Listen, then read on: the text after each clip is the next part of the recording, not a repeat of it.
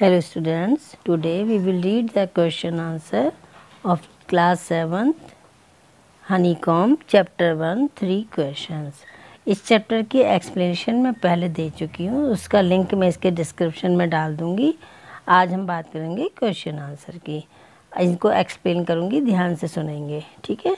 First question है, why did the king want to know answers to 3 questions.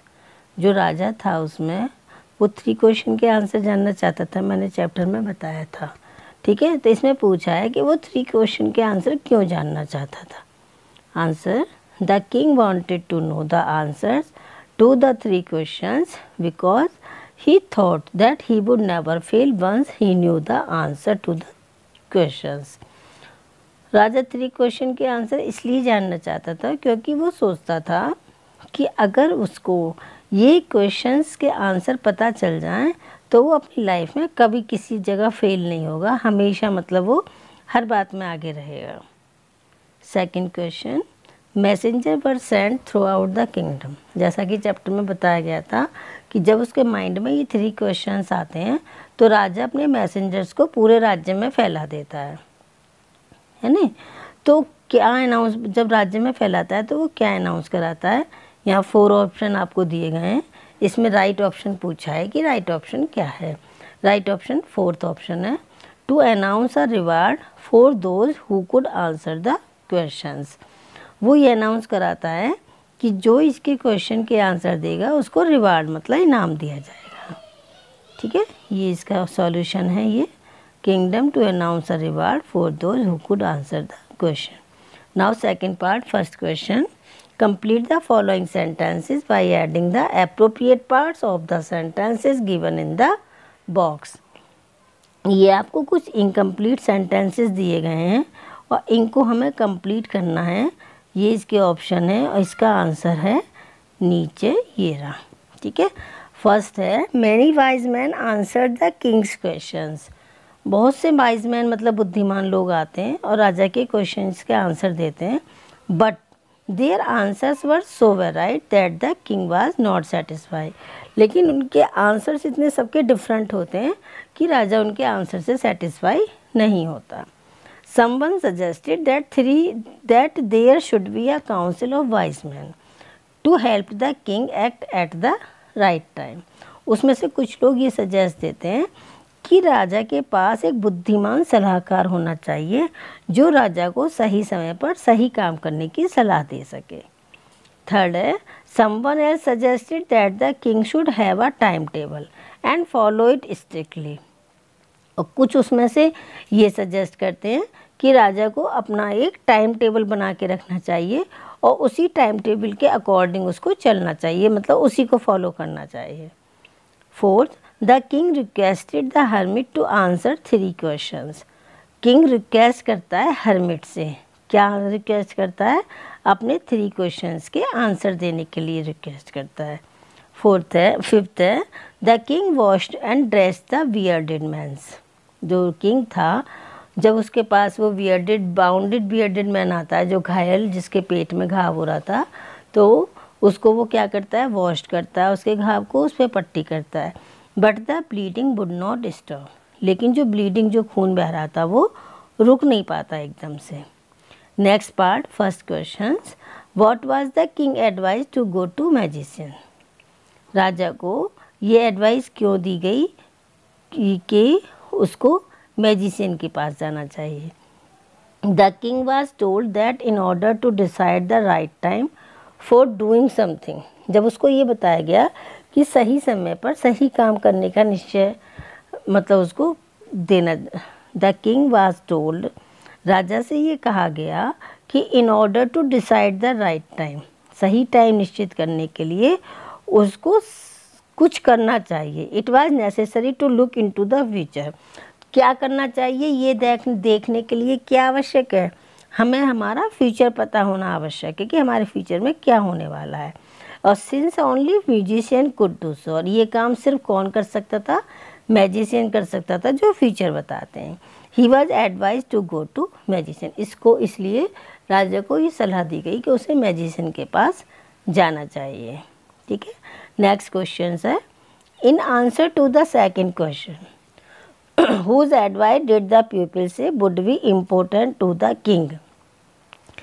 Second question में उसे ये advice दी गई कि प्यूपल से वुड बी मतलब प्यूपल के लिए राजा के लिए कौन से लोग important.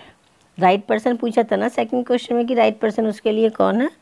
The second question also got varied responses as answer to this question. देखो अब इसमें ये थोड़ा आंसर बड़ा लग रहा है ना हमें, हम इसको शॉर्ट भी कर सकते हैं। हम इसको यहाँ से लिखना स्टार्ट कर सकते हैं, सम सैड, 2 लाइन्स छोड़ सकते हैं इसकी हम। जैसे अब फर्स्ट लाइन में क्या यही तो बताया है कि सेकंड क्वेश्चन में भी बहुत तरह तरह के रेस्पॉन्सेस थे, जैसा कि आंसर टू इस क्वेश्चन के आंसर में ये बताया गया था। बस ये आंसर तो हमारा सम से शुरू है, तो हम सम से लिखना स्टार्ट कर सकते हैं। Some said that the people most necessary to the king were his counsellors. कुछ तो कहते हैं कि किंग को सबसे ज़रूरी जो लोग हैं वो हैं उसके सलाहकार। Hence their advice would be the most important, यहाँ तक कि उनकी जो एडवाइस है वो बहुत ज़्यादा इम्पोर्टेंट होती है उसके लिए। और कुछ क्या कहते हैं that the priest were the most important, कुछ कहते हैं कि जो प्रीस्ट जो पुजारी होते हैं राजा के लिए वो बहुत इम्पोर्टेंट है। आप few other choose the doctors, उसमें से कुछ डॉक्टर्स को चूज़ करते हैं। और yet other said that is soldiers were the most important, और कुछ कहते हैं कि नहीं राजा के लिए तो सोल्जर्स जो उसके सैनिक हैं वो बहुत इम्पोर्टेंट है। अब देखो सबके आंसर डिफरेंट हैं, कोई सेम आंसर नहीं दे रहा, तो राजा किसकी सुने किसकी माने, तो इसलिए वो सेटिस्फाइड नहीं हो पाया था उनके आंसर से। थर्ड क्वेश्चन है what suggestion were made in answer to the third question. अब थर्ड क्वेश्चन क्या था कि उसके लिए सबसे ज़रूरी वर्क क्या है, उसको सबसे ज़्यादा ध्यान किस वर्क पे देना चाहिए। तो उसके क्वेश्चन में देखो हमें क्या मिलता है solution. In answer to the third question some said that the most important thing was science. कुछ तो कहते हैं उसमें थर्ड क्वेश्चन के आंसर में कि साइंस राजा के लिए सबसे इम्पोर्टेंट है। Other said fighting and yet other choose religious worship. कुछ कहते हैं कि नहीं किंग को फाइटिंग बहुत अच्छे से आनी चाहिए, फाइटिंग में ज़्यादा इंटरेस्ट लेना चाहिए। और ये जबकि कुछ कहते हैं कि उसे धार्मिक काम ज़्यादा करने चाहिए, धार्मिक काम को चूज़ करना चाहिए। ठीक है। Next question, did the wise man win the reward, if not why not. जो वाइज मैन आए थे क्या उन्होंने कोई इनाम जीता था, यदि नहीं जीता तो क्यों नहीं जीता, ये भी बताना है। नेक्स्ट है नो, तो सॉल्यूशन है no, the wise man did not win the reward. Wise man ने कोई रिवार्ड नहीं जीता था, चैप्टर में भी बताया था ना मैंने कि वाइज मैन ने कोई रिवार्ड नहीं जीता। क्यों नहीं जीता, as he got very different answer to his question, क्योंकि राजा को अपने क्वेश्चंस के बहुत डिफरेंट आंसर मिले थे उनसे। The king was not satisfy, राजा उनसे सेटिस्फाई नहीं हुआ था। And therefore he choose not to give the reward to anyone, इसलिए उसने उनमें से किसी को भी रिवार्ड के लिए नहीं चुना, मतलब उसको नहीं लगा कि हाँ कोई रिवार्ड के लायक है। Fifth question, how did the king and the hermit help the bounded man. इसमें पूछा है कि राजा ने हर्मिट और how did the king and the hermit, मतलब राजा और साधु ने उस घायल व्यक्ति की सहायता कैसे की, इसमें ये पूछा है। देखो ये आंसर थोड़ा लंबा है, इसको मैं शॉर्ट करके बताऊंगी आपको। सबसे पहले ये है कि when the king and the hermit saw the large wound on the man's stomach the king washed and covered it with his handkerchief. ठीक है, ये तो आएगा ही। जब राजा ने और साधु ने देखा कि उसके पेट पर बहुत बड़ा घाव है, तो राजा ने क्या किया, उसके घाव को साफ किया और अपने हैंडकरचीफ से कवर्ड कर दिया। ठीक है। Since the blood did not stop flowing he redressed the wound until it stop bleeding. और जब तक वो खून रुकना बंद नहीं उसका बहना, तो बार बार उसकी पट्टियाँ खून पर करता रहा। When the man felt better, ये लिखने की कोई नीड नहीं है कि when the man felt better he gave fresh water to him, then with the help of the hermit he took the wounded man into the hut. जब उस राजा को थोड़ा अच्छा लगा तो राजा ने जब बाउंडेड मैन को थोड़ा अच्छा लगा तो फिर क्या हुआ कि राजा ने उसको ताज़ा पानी ला के दिया पीने के लिए और फिर हर्मिट की सहायता से उस बाउंडेड मैन को हट के अंदर ले गया और उसे बेड पर लिटा दिया। This is how they help the bounded man. इस प्रकार उसने बाउंडेड मैन की हेल्प की। ठीक है, इसको हम शॉर्ट कर सकते हैं कहाँ से, ये मैंने मना किया था। Since the blood did not stop flowing he redressed the wound until it stop bleeding. ये कोई ज़रूरत नहीं है। वैन, ये भी ज़रूरत नहीं है। When the man felt better he gave fresh water to him, ये भी निकाल देना। ठीक है, बस बाकी पूरा कर लेना। Okay, next question, who was the bearded man. अच्छा, अब ये बताओ वो बियर्डेड मैन था कौन जो राजा के पास आया था, जिसकी उसने पट्टी की थी, उसकी खून रोका था, पानी पिलाया था, वो था कौन। ठीक है, देखते हैं। The bearded man an enemy of the king. ओहो, वो तो उस राजा का शत्रु था। The king had put the man's brother to death and had also seized his property. राजा ने क्या किया था, पहले कभी उस आदमी के भाई को मार दिया था। ठीक है, उसकी मृत्यु कर दी थी और उसकी सारी प्रॉपर्टी को छीन लिया था। That is why he wanted to take revenge on the king. इसलिए वो जो बियर्डेड मैन था वो राजा से अपना बदला लेना चाहता था। ठीक है, नेक्स्ट क्वेश्चन पढ़ते हैं। Why did he ask for the Kings forgiveness.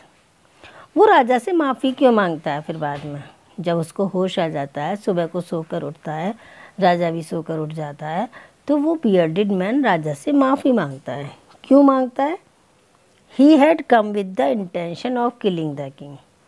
वो वहाँ किस लिए आया था? राजा को मारने की इंटेंशन से आया था। और when he left his hiding place the king's bodyguard recognised him and thus wounded him. लेकिन जब वो अपने जहाँ वो छिपा हुआ था वहाँ से बाहर निकलता है तो किंग का जो बॉडीगार्ड होता है वो उस बियर्डेड मैन को पहचान लेता है और उसको घायल कर देता है। ही मैनेज टू एस्केप, किसी तरह से वो अपने आप को बियर्डेड मैन बचा लेता है। But would have died if the king had not taken care of him and dressed his bounds. लेकिन वो मर जाता यदि राजा उसकी टेक केयर नहीं करता, उसके घाव पे पट्टी नहीं करता, तो वो मर जाता।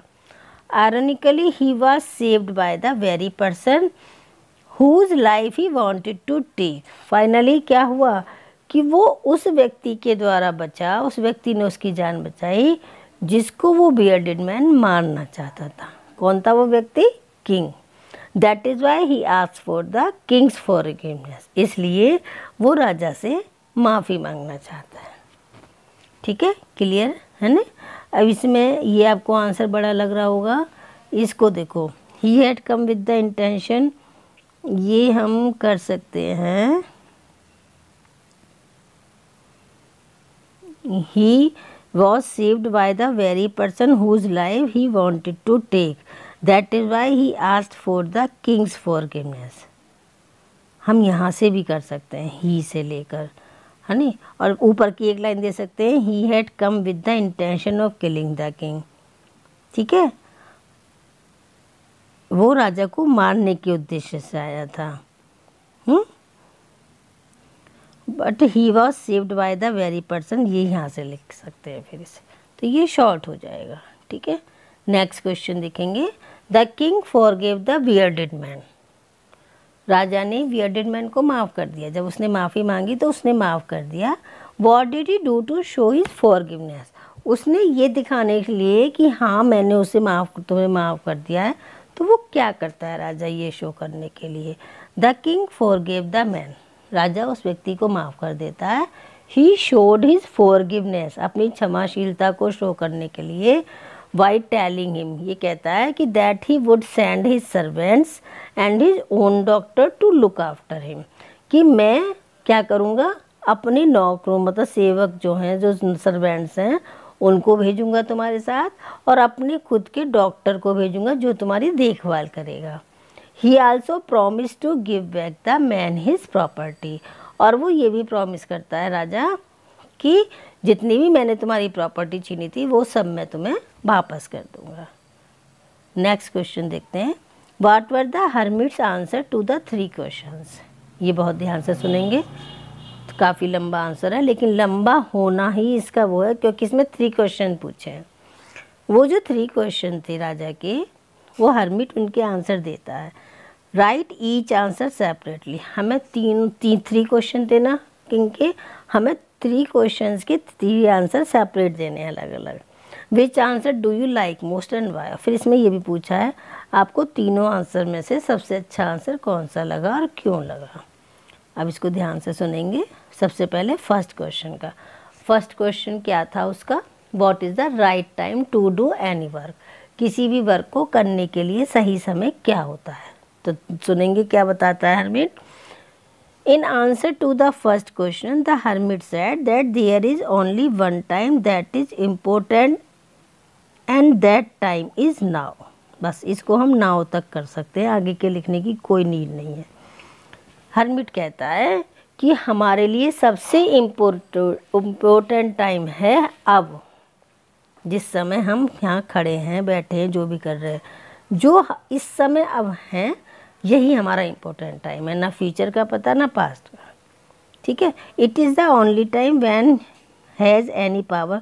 यही एक टाइम है जिस समय हम सोच सकते हैं और हमारे पास पावर है एक्ट की कि हमें क्या करना है। उस समय ही हम सोच के उसको डिसीजन लेते हैं। सेकंड क्वेश्चन का आंसर देखते हैं क्या बताता है। The hermit answer the second question by saying. Hermit second question का आंसर ये कह के बताता है that the most necessary person is the person you are with at a particular moment. जिस समय जिस व्यक्ति के आप साथ में हैं वही आपका क्या है, इम्पोर्टेंट पर्सन है आपके लिए। This is because. अब आप इस आंसर को मोमेंट तक भी लिख सकते हैं, आगे का छोड़ सकते हैं, लेकिन समझ लीजिए। This is because no one knows. लेकिन ये कोई नहीं जानता क्योंकि what will happen in the future, कि फ्यूचर में क्या होने वाला है। And whether we will meet anyone else. और हमें पता नहीं कौन मिलेगा, किससे मिलेंगे। इस समय जो है उसका सोचो कि ये कौन है और इसके लिए हम क्या कर सकते हैं। थर्ड क्वेश्चन का आंसर देखेंगे। The hermit's response to the third question was that the most important thing is to do good for the person one is with. थर्ड क्वेश्चन में था कि हमें सही वर्क क्या करना चाहिए, हमारे लिए इम्पोर्टेंट वर्क क्या है। तो वो बताता है कि वो है important thing is to do good for the person. जो भी हमारे साथ है उसके लिए अच्छा करना, कुछ अच्छा सोचना, उसके लिए उसके साथ कुछ अच्छा करना, वही इम्पोर्टेंट वर्क है। This is because all are sent into this world for that purpose alone. ये इसलिए कहा क्योंकि हम सबको इस वर्ल्ड में इसी पर्पज़ के लिए, अकेले एक इस पर्पज़ के उद्देश्य से ही भेजा गया है कि हम किसी के साथ अच्छा करें। All the answers are linked to each other and have their own significance. अब इसमें ये पूछा था ना कि कौन सा आंसर बेस्ट है और आपको क्यों पसंद है, तो इसमें इसका आंसर दिया है कि सभी आंसर्स एक दूसरे से लिंक करते हैं। किसी को हम सेपरेट ये नहीं कह सकते कि हाँ ये अच्छा है, तो इसलिए वो तीनों एक दूसरे से जुड़े हुए हैं। तो तीनों ही आंसर मतलब बेस्ट हैं, अच्छे हैं। ठीक है, क्लियर हो गया, समझ में आ गया होगा आपको। If you have any query, any doubt, confusion, you can ask in comment box and please like, share and subscribe the channel और don't forget to press the bell icon. Thank you.